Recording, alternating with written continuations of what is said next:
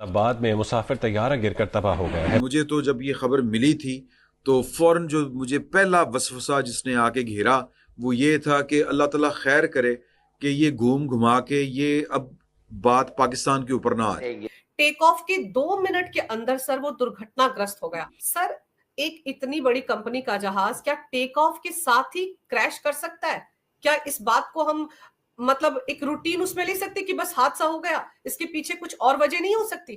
Fail हो गया। मुझे एक चीज जो मैं समझ नहीं पा रही हूँ एज ए जर्नलिस्ट, क्योंकि मैं जाहिर है इस चीज की कोई एक्सपर्ट तो नहीं हूँ, लेकिन मुझे समझ नहीं आ रही कि जिस वक्त भी कोई भी प्लेन जो है उसमें कोई ट्रेवल कर रहा हो या उसको उड़ाना हो तो फिर फ्लाई करने से पहले यकीनन उसकी चेकिंग।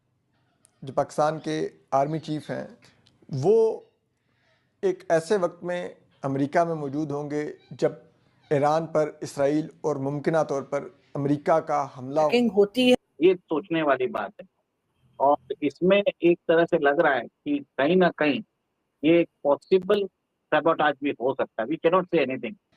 वज़ीर-ए-आज़म इमरान खान साहब के रूस के दौरे के मौका पर हुई थी जब रूस ने यूक्रेन पर हमला कर दिया था। और ये जब इस वक्त शुरू करेंगे they will start from the rear ये जो rear end of your air bases और बॉम्ब करते करते आके आएंगे, ये आपको तबाह करे। इसको दहशतगर्दी से ना जोड़ दिया जाए।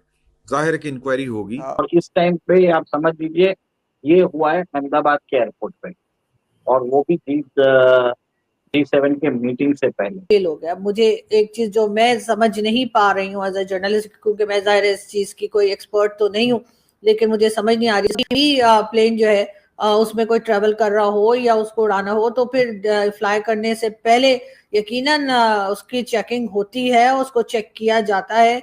और एकदम से दोनों के दोनों इंजन फेल कैसे हो गए, ये बात कुछ अजीब सी है।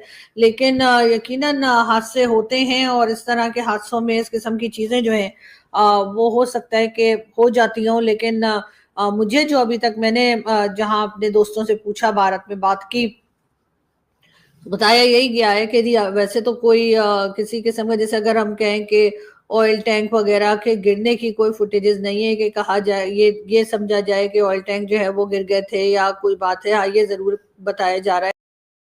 आज की सबसे दुखद खबर सर ये है कि एयर इंडिया का एक विमान जो लंदन जा रहा था अहमदाबाद इंटरनेशनल एयरपोर्ट से, टेक ऑफ के 2 मिनट के अंदर सर वो दुर्घटनाग्रस्त हो गया और उस पर कई बड़े लोग भी शामिल थे। बताया जा रहा है कि गुजरात के पूर्व सीएम विजय रूपाणी भी उस जहाज में सवार थे। सर, एक इतनी बड़ी कंपनी का जहाज क्या टेक ऑफ के साथ ही क्रैश कर सकता है? क्या इस बात को हम मतलब एक रूटीन उसमें ले सकते कि बस हादसा हो गया, इसके पीछे कुछ और वजह नहीं हो सकती? देखिए जो जहाज है बोइंग 787 ड्रीम लाइनर था और आपको ये मालूम है कि एक जहाज की मेंटेनेंस चेकिंग बहुत ज्यादा होती है और अभी आपको मालूम है एयर इंडिया टाटा के मेंटेनेंस में, टाटा के ओनरशिप में है। तो उनका जो ग्राउंड लेवल टेक्नीशियंस है उनका काम बहुत ही अच्छा रहता है।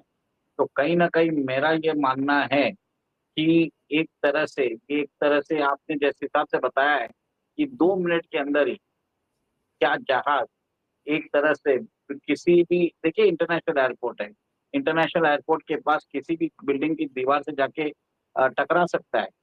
ये सोचने वाली बात है और इसमें एक तरह से लग रहा है कि कहीं ना कहीं ये पॉसिबल सैबोटाज भी हो सकता है। We can not say anything क्योंकि इसमें ट्विन इंजन है, इसकी मेंटेनेंस अच्छी तरह से होती है और आज तक ऐसा कोई हादसा हुआ नहीं है। और जिस हिसाब से बताया जा रहा है कि इंजन फेलियर है, ऐसे थोड़ी कोई इंजन फेलियर ऐसे ही हो जाता है। Boeing is a reputed company और उसका अगर ऐसा काम होता रहा तो इट इट इज क्वेश्चनेबल, उसके मार्क्स पे भी आता है। और second, Tata is running air India. आप वो सोचिए 200 पैसेंजर है और ये 2000 में ये एयरक्राफ्ट बनाया हुआ है। तो मेरा मानना ये है कि शायद पॉसिबिलिटी है कि this is a possible sabotage भी हो सकता है।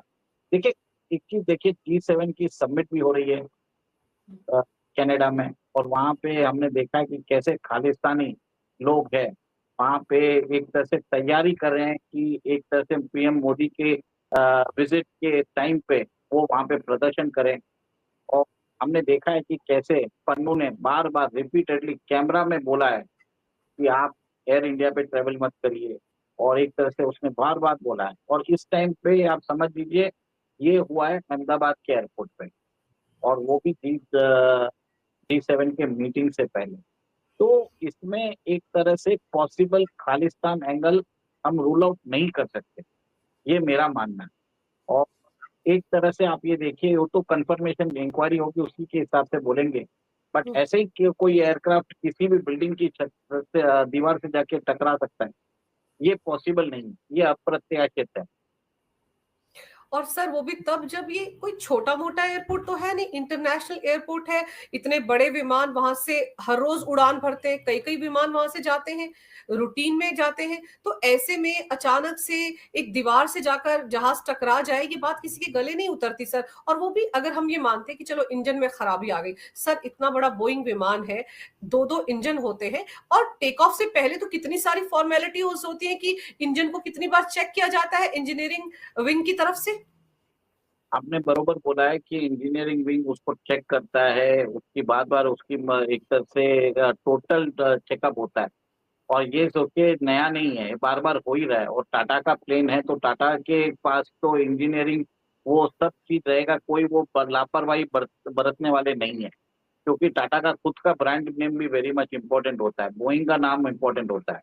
तो कहीं ना कहीं ये जिस हिसाब से आपने बताया है कि इतनी सारी चेकिंग होती है, technicians and other thing, it is very unlikely कि इसको एक तरह से एक्सीडेंट मान ले।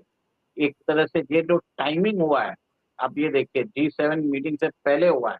G7 मीटिंग 15 तारीख को होनी थी और आज 12 तारीख है, 3 दिन पहले अचानक ये होता है। तो कहीं ना कहीं एक तरह से, और पन्नू ने भी बार बार बोला भी है और उसने लाइव टेलीविजन पे बोला है, तो एक तरह से ये बताना चाहते हैं कि हम आपके, एक तरह से मेरा ये मानना है कि शायद एक खालिस्तानी ऑपरेटिव बताना चाहता है कि अहमदाबाद एयरपोर्ट भी सेफ नहीं।